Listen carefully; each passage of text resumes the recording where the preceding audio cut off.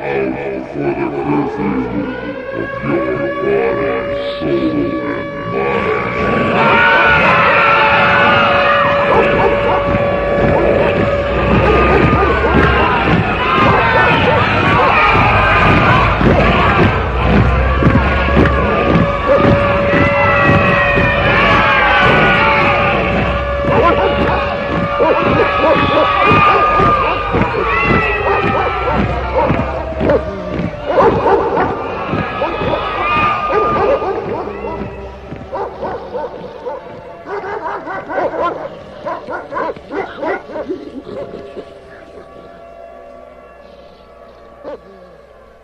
All around the world, once again, you're listening to the Hour of the Time. I'm your host, William Cooper. What you just heard, ladies and gentlemen, was the triumphal march from Sigurd Jorsalfar, conducted by Greg. And I played it because I've got some wonderful news. It is a triumph, in a way. At least I believe it is, and I think you're all going to be happy, especially those of you who live in the state of Florida, because you're not going to have to pick through all the static on shortwave to hear the Hour of the Time anymore. In fact, we're going to be on a new radio station there, and it's sort of making history in a way, because it's the first radio station in the United States, and maybe even the world, that's broadcast on the SAP or SAP channel, the SAP channel. It's Radio 27, WSAP, Fort Lauderdale, Florida. UHF TV 27, SAP, separate audio program.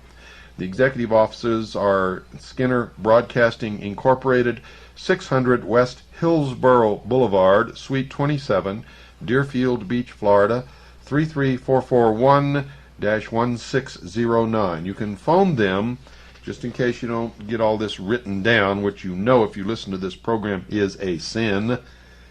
You're not supposed to listen to this program without a pad of paper and a pen or pencil. You're supposed to write everything down. But here's the number. Area code 305-480-2727. All of you folks in Florida, you're going to want to call that number and find out and make sure that you can get this program. Area code 305-480-2727 will be broadcast in stereo, folks. In crystal clear stereo. You will love it. Especially if you're used to hearing it on shortwave radio through all the static and the propagation and the jamming and the teletype stuff and everything else that they tell me is out there interfering. For release, Monday, August 16th, 1993. You're hearing this broadcast on Tuesday. Our first broadcast on Radio 27 was actually last night, folks. Last night. Some of you may have had your TV accidentally set on the SAP channel and you may have heard it. If you did, that's fine. If you didn't, you can hear it from now on. I think it's too late when you hear this program tonight in Florida to get our broadcast tonight, but you'll be able to listen to it tomorrow night in prime time. You don't even have to stay up late anymore, folks. Isn't it wonderful? A new radio station, WSAP, signed on the air Monday, August 16th, 1993, the first of its kind in the nation. America's first radio station on television. What, you say? Radio station on television? That's right, folks. You heard it correctly. Home of the All-American talk show team, 24 hours a day, WSAP broadcast with 70,000 watts on the SAP, our separate audio program channel, over UHF TV 27, Fort Lauderdale. Listeners may tune to the station in one of either two ways. So listen very carefully. Write this down. If you live in Florida, you may hear your cable system read to you right now. Here's how you can get the Hour of the Time on WSAP all over the state of Florida. Number one, by tuning to Channel 6 on the following cable systems: Continental Cable, Coral Springs Cable, Jones Intercable, TCI Cable of Hollywood, TCI cable of North Dade, Gulf Pacific cable of Weston, Bonaventure, and Gold Coast cable, Miami Beach. Did you hear that, folks? We're going to be in all of the major hotels. After tuning to Channel 6 on cable, then press the SAP button on your TV or remote control to hear radio WSAP, the hour of the time.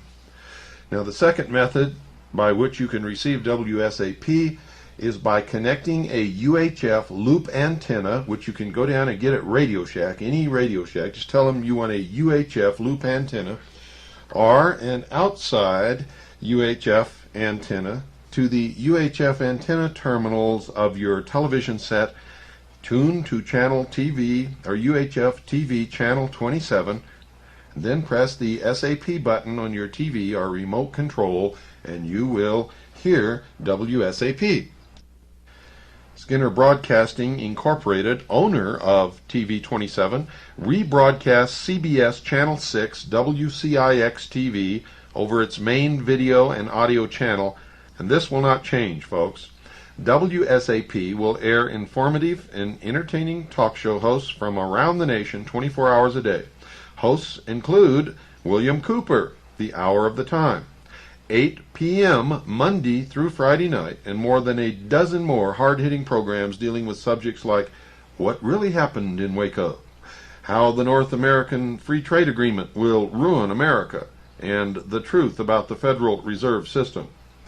These broadcasts are not currently heard in South Florida, and according to Roger Skinner, station manager, we expect a lot of people will soon be talking about what they heard on WSAP.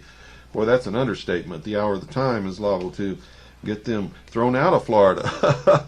But this is great, folks. All of you people are living in Florida now. You don't have to stay up till midnight and tune in to a staticky shortwave. If you have one of these cable services, or if you're in the Fort Lauderdale area or near Fort Lauderdale where you can receive their 70,000 watt SAP transmission, you can just go down to Radio Shack and hook a UHF loop antenna on the outside of your TV set and pick us up loud and clear. And folks, this is just the beginning, because I have something else to tell you. Beginning next week, we're also going to be live on satellite, and we'll be live on WWCR from that point on. Now, on WSAP in Florida, those will be taped shows. We will not be live. But we will be live on satellite, and WWCR will be picking us off satellite live and rebroadcasting Monday through Friday night at our regular time. So that also is great news. The satellite is SpaceNet 3. For those of you who have a satellite dish, you can receive us in brilliant digital sound off of SpaceNet 3, channel 21. I believe it's 5.8 audio, but you can get that out of OnSat. Just look for Let's Talk Radio Network. It's Let's Talk Radio Network. It'll be the same time that you've been listening to us on WWCR shortwave, and we will still be on WWCR shortwave. The only difference is we'll be live. We'll be taped in Florida. So even though you may be listening to a program that takes in live calls, in Florida, you will not be able to call, because you will actually be listening to a taped program of a previous program or whatever. So that's great news, folks. Remember, we're starting on WSAP last night in Florida. Last night. We're already on the air there. And we're starting next week on satellite, SpaceNet 3, channel 21, and I believe it's 5.8 audio. If we're not on 5.8, just go up and down the audio scale until you find us, or you can just look it up in OnSat magazine. So that's all the great news, folks, and I hope you're just as happy as I am, because I'm tickled pink. I'm so happy I don't know what to do with myself, and it's going to keep me very busy. Of course, expenses are going way up. Our sponsor is picking up the cost of the satellite and the airtime, but we're having to purchase an awful lot of expensive equipment, so we'll be able to take your calls on the air live. We're not going to do it all the time, but we are going to do it. And we need your help, folks. We need donations to pay for all this equipment. We need $1,000 to pay for what's called a compressor. I don't really know what that means, but in order to take phone calls and in order to send this broadcast live to the satellite uplink station, we need something that's called a compressor, and that costs $1,000. It's $900 and something is the actual price.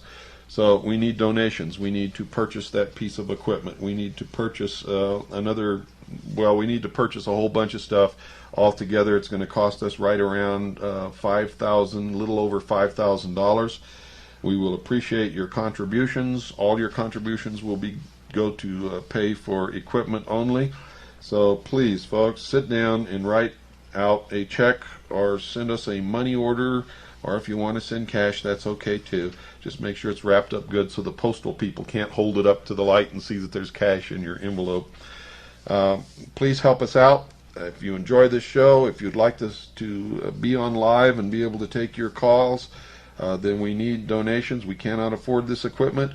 So please write out a check or money order in whatever amount you can afford to donate and send it to me, William Cooper. Make your checks and money orders out to William Cooper. Send them to me, and the money will go to pay for this new equipment that we need. And I'm going to thank you in advance because I know that a lot of you are going to send your contributions, and some of you I know from past will send some substantial contributions. Anything that's left over will go into a fund for future purchases of equipment and things that we may need. We're looking to maybe get into a television and get that up on satellite and downlink to a lot of independent stations across the nation. So folks, please reach deep down into your pockets. Send us as much as you can possibly afford so that we can begin to do this. We got a lot of sheeple out there we've got to wake up. We have a lot of good people we must empower, and we've got to together save freedom for this whole world, not just for this country, but for the world. All of us working together. Make the hour of the time sort of a central focal point. Now I want to read to you an article under my view in the commentary section of my favorite magazine. Some of you already know what magazine this is because I've talked about it an awful lot on the hour of the time. It's Backwoods Home Magazine, edited and published by my good friend Dave Duffy up in Ashland, Oregon. It's a practical journal of self-reliance. Did you hear what I said? It's a practical journal of self-reliance. Self-reliance. It's called Backwoods Home Magazine. This just came in the mail. I just got this out of my mailbox yesterday. It's the September-October 1993 edition number 23. And I'm going to tell you how you can subscribe to this magazine. So write this down right now, folks. All you've got to do is call this number, area code 503-488-2053. That's area code 503-488-2053. Now let me tell you some of the articles that are in this issue. Of course, there's notes from the publisher, letters, an editorial, which I'm going to read to you, called No Ideology, No Agenda. Recipes, book reviews. In this book review section, they're reviewing a book called Wild Game Cookbook, An American Game Cooking. Under Magazine Review, they review the American Spectator. Just for Kids, How Kids Can Grow a Backwoods Kitchen Garden. Laboratory Water Test Offer. You can get your water tested real cheap through Backwoods Home Magazine, much less than it would cost you to do it on your own, and you'll know exactly what you're drinking. There's an index of previous issues. They have some books for sale, a reader survey, subscription information, classified advertising. In this issue, they have building tools and housing, trusses, low-cost marvels to roof over most large spaces. Tells you exactly how to do it from start to finish. Under alternative energy, solar panel testing and repair.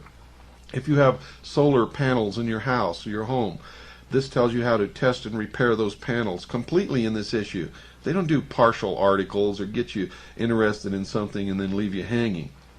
under self-sufficiency, food and guns, harvesting from nature, slaughtering and butchering, prepare your rifle before deer season, harvesting the black-tailed deer, nuclear superstition. Under money, planning to make a living in the country. Saving is the first step to an independent country life. Under farm and garden, here's a step-by-step guide to wholesome, safe canning. Annie and I learned how to can from Backwoods Home magazine over a year ago. And believe me, it has certainly helped us lower our food bills. Americana and Society, they have a complete article on the history of the Oregon Trail and another article reliving the Oregon Trail. This magazine, folks, is the most fantastic magazine I've ever seen. It is my favorite magazine above all others. I can't wait for it to come in the mail. Call Dave Duffy and subscribe to this magazine now. It's area code 503-488-2053. 503-488-2053. I'll repeat it later in the program. And tell them that you heard about Backwoods Magazine on the hour of the time. This is not a commercial, by the way, ladies and gentlemen. Backwoods Home doesn't even know I'm doing this. Dave Duffy doesn't even know I'm doing this tonight. Okay? I'm doing this because I believe in this magazine. I believe it should be in every home in America. Every home in America.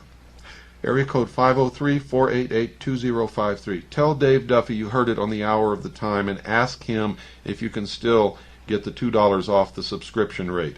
In any case, whether you pay the full subscription or get the $2 off, it doesn't make any difference. This magazine is worth every single penny, folks. So all you got to do is call that number. They will start your subscription right away and they'll send you a bill. You don't even have to send the money first. That's the kind of person Dave Duffy is, and that's just one of the reasons why he's my good friend. Okay, let me read this article to you. This article is is really funny. It's called No Ideology, No Agenda, and it's kind of a spoof. And Dave Duffy has written up here, we're delighted to give this issue's editorial space over to P.J. O'Rourke, who delivered these comments to a gathering of the Cato Institute, a free market think tank. O'Rourke has authored several books, including Parliament of Whores, a bestseller about the United States government, Congress in particular. And this article is reprinted with permission from the July 1993 American Spectator. The Cato Institute has an unusual political cause, which is no political cause whatsoever. We are here tonight to dedicate ourselves to that cause, to dedicate ourselves, in other words, to nothing. We have no ideology, no agenda, no catechism, no dialectic, no plan for humanity. We have no vision thing, as our ex-president would say, or as our current president would say, we have no Hillary. All we have is the belief that people should do what people want to do, unless it causes harm to other people, and that had better be clear and provable harm. No nonsense about secondhand smoke or hurtful, insensitive language, please. I don't know what's good for you. You don't know what's good for me. We don't know what's good for mankind, and it sometimes seems as though we're the only people who don't. It may well be that gathered right here in this room tonight are all the people in the world who don't want to tell all the people in the world what to do. This is because we believe in freedom. Freedom, what this country was established upon, what the Constitution was written to defend, what the Civil War was fought to perfect. Freedom is not empowerment. Empowerment is what the Serbs have in Bosnia. Anybody can grab a gun and be empowered. It's not entitlement. And entitlement is what people on welfare get. And how free are they? It's not an endlessly expanding list of rights. The right to education, the right to health care, the right to food and housing. That's not freedom. That's dependency, and most people never learn that. Those aren't rights. Those are the rations of slavery, hay and a barn for human cattle. There's only one basic human right. The right to do as you damn well please, and with it comes the only basic human duty, the duty to take the consequences. So, we are here tonight in a kind of antimatter protest, an unpolitical undemonstration by deeply uncommitted inactivists. We are part of a huge invisible picket line that circles the White House 24 hours a day. We are participants in an enormous non-march on Washington. Millions and millions of Americans not descending upon the nation's capital in order to demand nothing from the United States government. To demand nothing, that is, except the one thing which no government in history has been able to do, and that is leave us alone. Leave us alone. There are just two rules of governance in a free society. One, mind your own business, and two, keep your hands to yourself. Bill Clinton, keep your hands to yourself. Hillary, mind your own business. We have a group of incredibly silly people in the White House right now. People who think government works, or that government would work if you got some real bright young kids from Yale to run it. We're being governed by dorm room bull session. The Clinton administration is over there right now pulling an all-nighter in the West Wing. They think that if they can just stay up late enough, they can create a healthy economy and bring peace to former Yugoslavia. The Clinton administration is going to decrease government spending by increasing the amount of money we give to the government to spend. Makes sense, doesn't it? Healthcare is too expensive, so the Clinton administration is putting a high-powered corporate lawyer in charge of making it cheaper. Now, this is what I always do when I want to spend less money: hire a lawyer from Yale. Now, if you think healthcare is expensive now, wait until you see what it costs when it's free. The Clinton administration is putting together a program so that college graduates can work to pay off their school tuition. As if this were some genius idea. It's called getting a job. Most folks do that when they get out of college, unless, of course, they happen to become governor of Arkansas.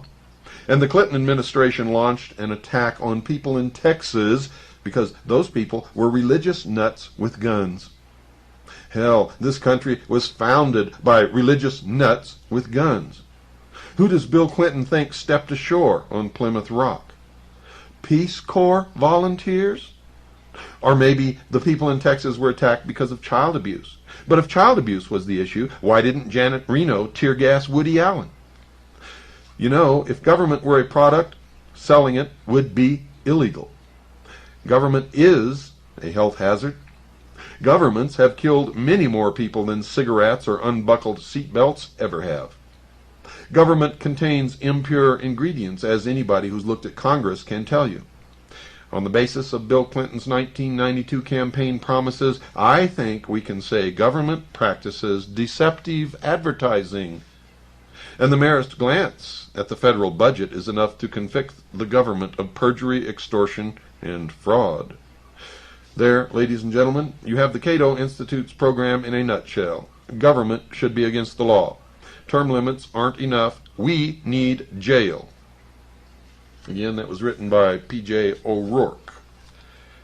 Folks, subscribe to Backwoods Home Magazine. I'm going to give you the number once more to call. All you have to do is call it. Start your subscription right off the bat, and they'll send you a bill. You don't even have to send in any money.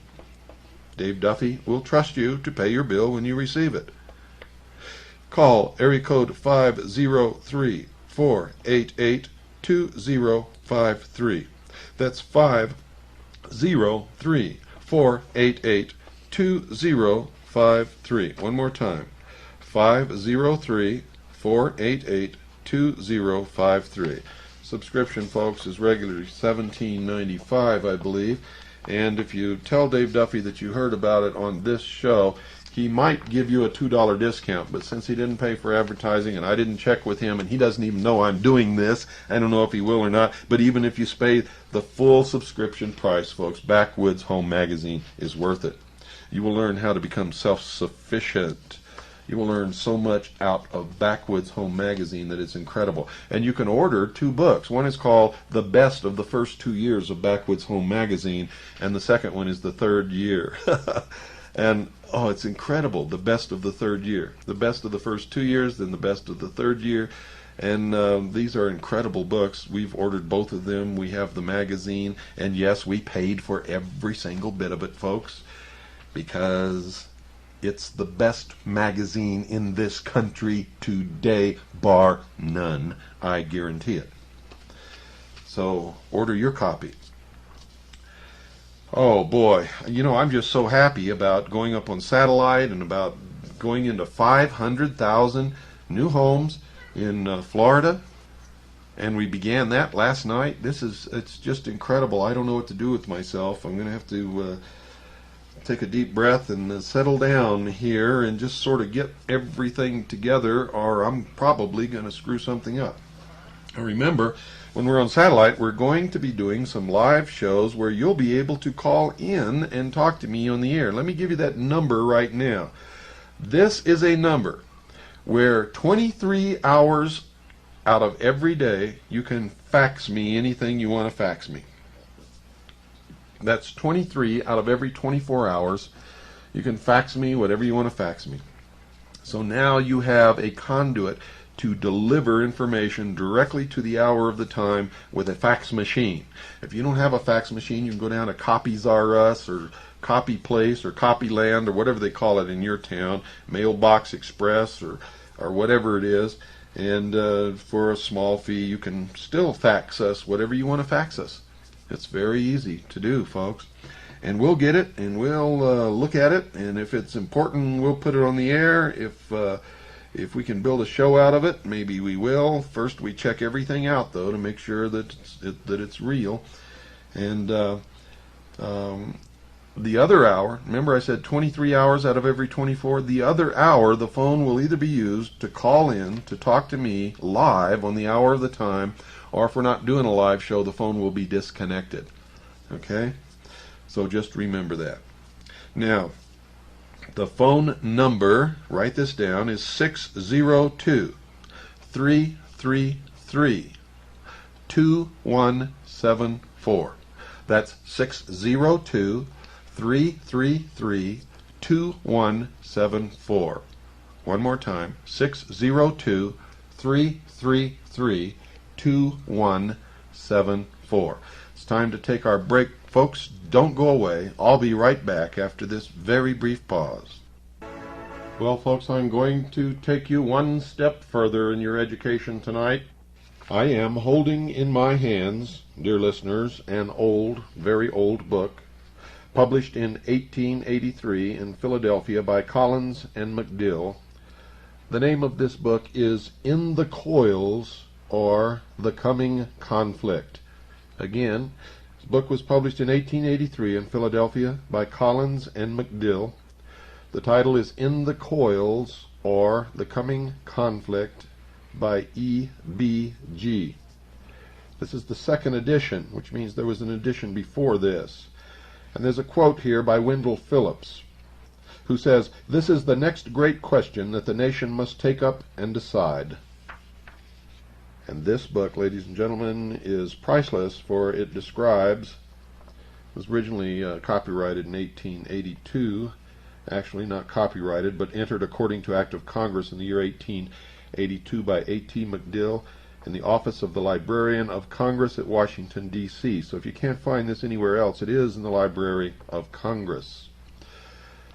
This is about one man's battle with Freemasonry. And I'm going to read to you a letter which begins on page 237. This letter is written by Dr. Groves and sent to a Mr. Dover. Brandon, May 18th. My dear friend, I have delayed a reply to your note in order that I might be able to answer both your questions fully and with some degree of certainty. I am glad to be able to say that I am personally acquainted with your nephew and that I highly esteem him. I have consulted several influential men in our village, and we all agree in our opinion of Bates and his prospects in this precinct. So I can answer both of your questions together and use the plural we and our instead of showing you mine opinion alone.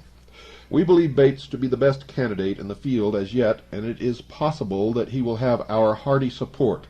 We are not altogether satisfied with any of our candidates, but we do not expect to find one that will suit us in every particular. We may consistently support a person and yet have some objection to him. So in regard to Bates, we have one serious objection to him. But whether that will be in our way of supporting him depends upon circumstances.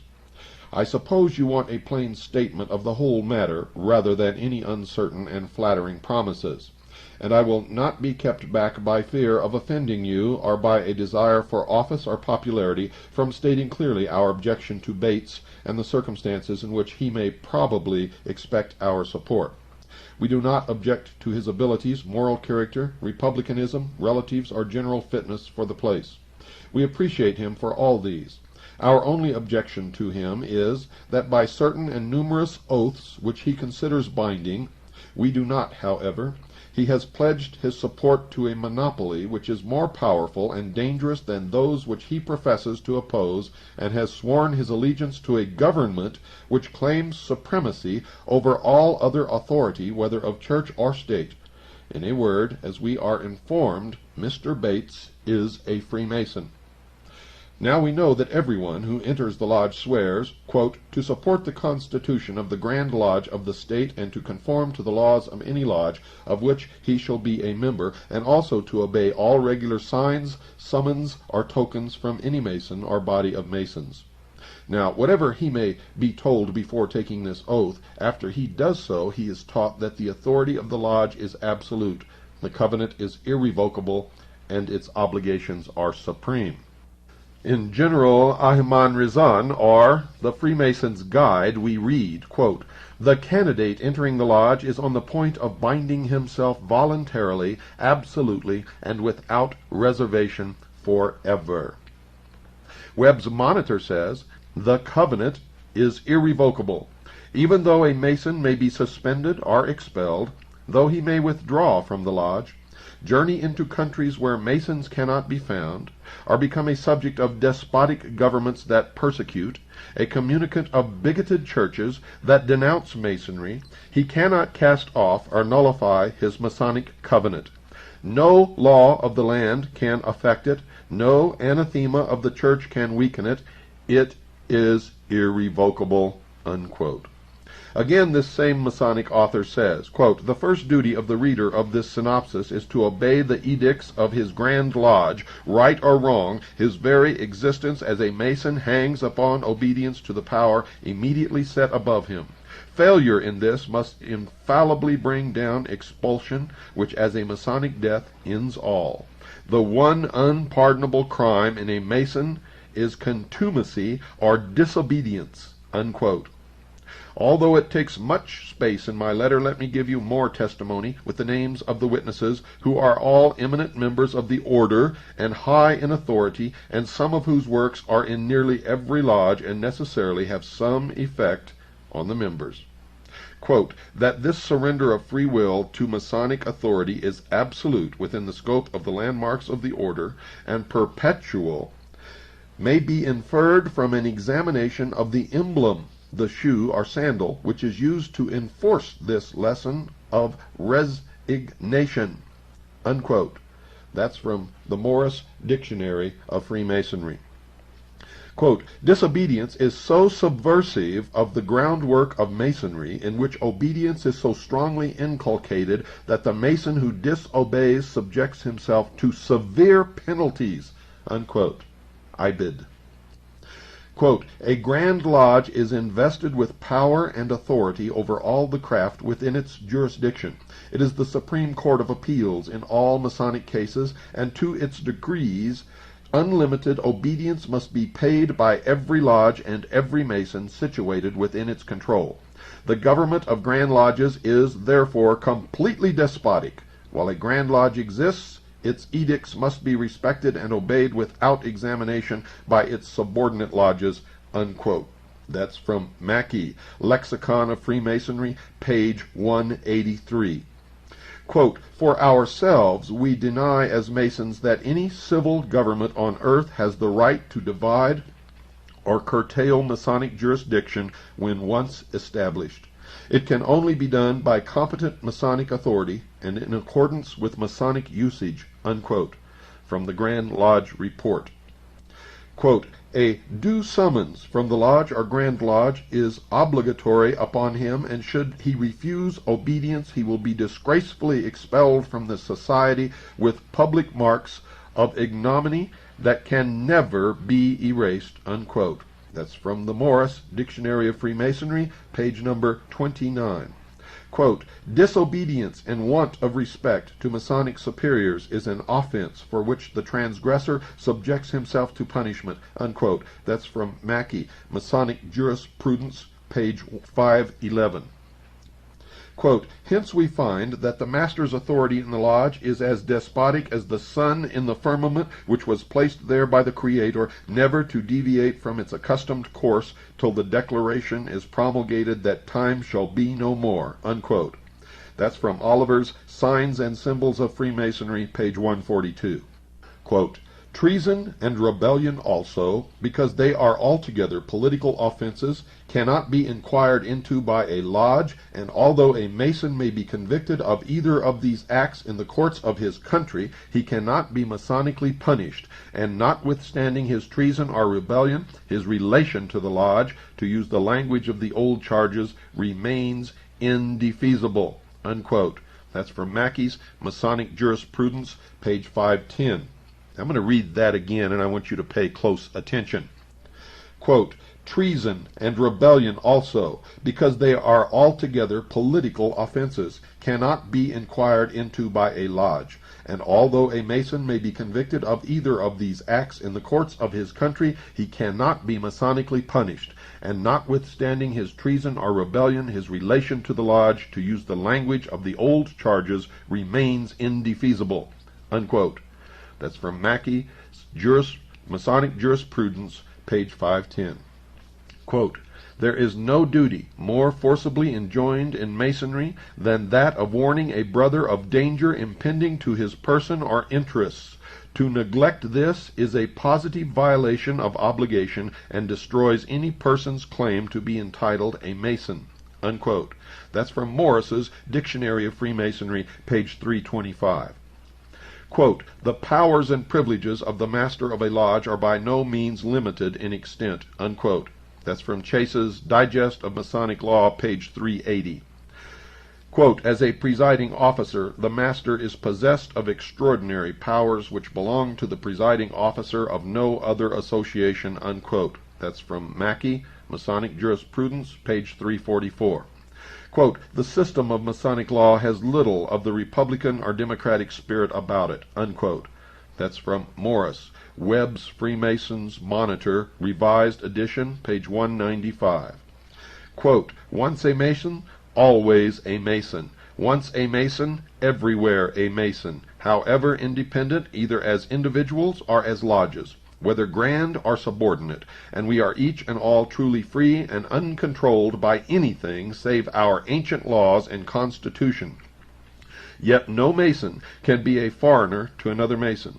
We are all equal citizens of one common government, having equal rights, equal privileges, and equal duties, and in which government, thank God, the majority does not govern. For our order, in its very constitution, strikes at the root of that which is the very basis of popular government. It proclaims and practices, not that the will of the masses is wise and good, and as such to be obeyed, not that the majority shall govern, but that the law, in effect, above-mentioned ancient law, shall govern. Our tenet is not only that no single man, but that no body of men, however wise or numerous, can change in any degree one single landmark of our ancient institution. Our law is strictly organic. It cannot be changed without being destroyed. You may take a man to pieces, and you may take a watch to pieces, but you cannot alter his organs and put him together again, as you do the timekeeper. Masonry is the living man, and all other forms of government mere convenient machines made by clever mechanics for regulating the affairs of state. Not only do we know no north, no south, no east, and no west, but we know no government save our own.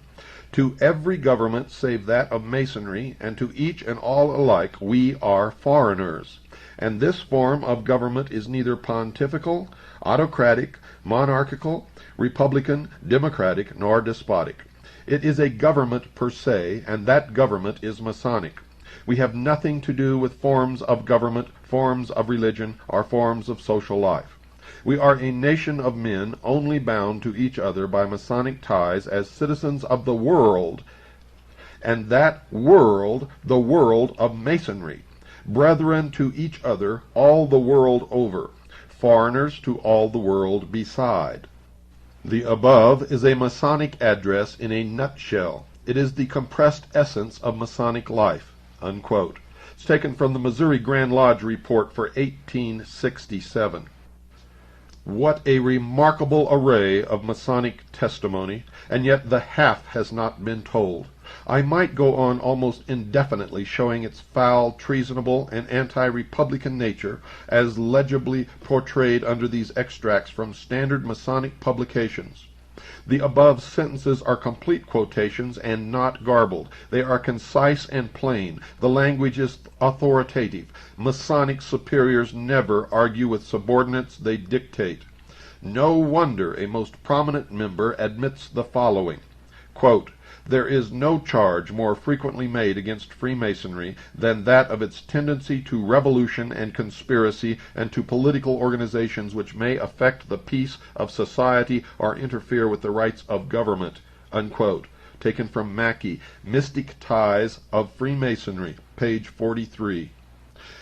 Remember, my friend Dover, that I am not speaking of your nephew's personal views of the supremacy of the Lodge, nor saying what he would do if he should find that some of the laws, summonses, or orders of the Lodge should conflict with his duties to the government, but merely showing you what the Lodge, according to its standard authors, claims, and what every Mason has sworn to perform.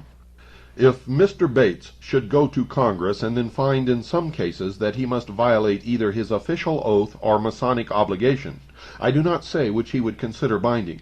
But I do say, for I know that the Lodge by its writers, its lecturers, and its decrees declares that its obligations are supreme, its authority above all civil authority, and obedience to his superiors the first duty of every Mason. If eminent members know and tell the truth about their own order, if Grand Lodge reports can be believed, there can be no doubt on this point. Please read again carefully what these have said. Yes, dared to print, and you will see our objection to sending Bates to Congress or electing him or any Mason to any office until he renounces his allegiances to the Lodge. Do you think that we demand too much? Every other foreigner, before he is allowed even to vote, must renounce his allegiance to the government under which he was born, and to which perhaps he has never sworn or acknowledged obedience. We require of him, and properly, the following obligation. Quote, "I do declare an oath that it is bona fide my intention to become a citizen of the United States, and to renounce and abjure forever all allegiance and fidelity to all and every foreign prince, potentate, state, and sovereign, and particularly blank, fill in whatever country he came from, of whom I am a subject." Unquote. Is it then right for free citizens of this country to vote into any office a person who has sworn and still lives under and acknowledges allegiance to another, a monarchical and a despotic government? Has not the Grand Lodge of one state, in consistency with the general teaching of Masonry, declared that all its members are foreigners to our government? Let us then consider them as such, and our government also should consider them as such, and forbid them to hold office, sit on the jury, or even to vote until they take the oath prescribed for other foreigners. When I tell you that the most puissant sovereign Grand Commander of the United States, of whom every Mason in the country is a sworn subject, is an ex-Confederate general whose rebel hands are deeply dyed by the crimson blood of loyal citizens, and who at one battle of the late war led a brigade of Indians against the boys in blue, who by these cruel savages were murdered, scalped, and mutilated in a manner too barbarous for description, you will see more force in this argument. And why was not the arch-traitor, the leader of the rebellion, hung when captured? He and the President of the United States and many congressmen and judges were Royal Arch-Masons and had sworn each to the following. Quote, "Furthermore, do I promise and swear that I will aid and assist a companion Royal Arch-Mason when engaged in any difficulty, and espouse his cause so far as to extricate him from the same, if in my power, whether he be right or wrong." Unquote. Is it not reasonable, then, to suppose that these men, who had sworn to fulfill their duties as civil officers, chose rather to obey Masonic obligations and extricate a rebel from his difficulty? This is the only explanation of this strange event which is worthy of any consideration.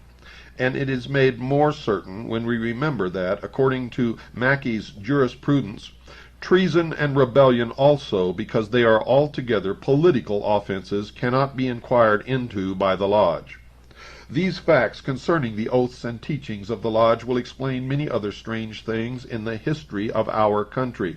They will often explain why some improper person is nominated and elected to some office, or the illegal contestant is given the seat, or a criminal is acquitted or pardoned and perhaps promoted. Why was our present representative, who you say has not brains enough to be a pettifogging lawyer, and who is notoriously dishonest, sent to Congress? Why was he nominated by our party? In answer to this question, the WASP, whose editor is an anti-monopolist, but also inconsistently a Mason, says, quote, "Because as the superintendent of our main railway told a prominent man before the convention which nominated him, the present incumbent was this company's most available candidate because he was high up in Masonry," unquote. Thus he admits that the Lodge is used for the purpose of securing improper nominations and electing to office unworthy men, and certainly implies that it is used to control them while in office. So you see our objection to any Mason going to Congress, and our only objection to the nomination of Mr. Bates. The one condition on which we will give him our united and hearty support is that he goes before the clerk of the United States Court and takes the oath required of all foreigners, inserting the word Freemasonry in the blank. I have given you freely and honestly a lengthy statement of this case, but if there is anything further you desire to know, I would be glad to answer your inquiries. I should be glad to receive a visit from you at any time. Yours, Warren Groves, in our Dover, Princeton. Ladies and gentlemen, I hope you understand the import of what I have just read to you, and I hope that you understand that many of the leaders in the Patriot community are Freemasons. They are sworn to the order, to their one world government of which they only are citizens. And they have no allegiance to any other government, organization, oath, creed, or religion. By their own writings, their own word. Everything that I have quoted that was written in this letter was written or published prior to 1882. The farther back you go in history, the more truth you can read in their words. For they have learned that some of us are smarter than they think. And now they conveniently delete some of this from their modern writing, but even in their modern writing you can find enough to incriminate and hang them all. The Confederate general discussed in this letter by Dr. Groves is none other than Albert Pike. And to show you that they are everywhere controlling everything and that you are being brainwashed, when is the last time that you really listened to Star Trek? When is the last time you really listened to the message of Star Trek? When is the last time you understood that the people portrayed in Star Trek owned no private property? And everything in that series is Marxism, pure socialism, pure and simple. And what is the message of Star Trek? Go rent the movies in the series and watch them one by one, starting with the Star Trek movie and ending with the last one that was made. And you will very quickly come to your senses, especially when you realize that Captain James T. Kirk, when he came upon the scene, relieved one Captain Albert Pike. The initials of Captain James T. Kirk, backwards, are KTJ. Knights of the Temple of Jerusalem. Lieutenant Colonel James Bogrites is a 32nd degree Freemason of the Scottish Rite. Get your heads out of your collective asses. Good night, and God bless you all.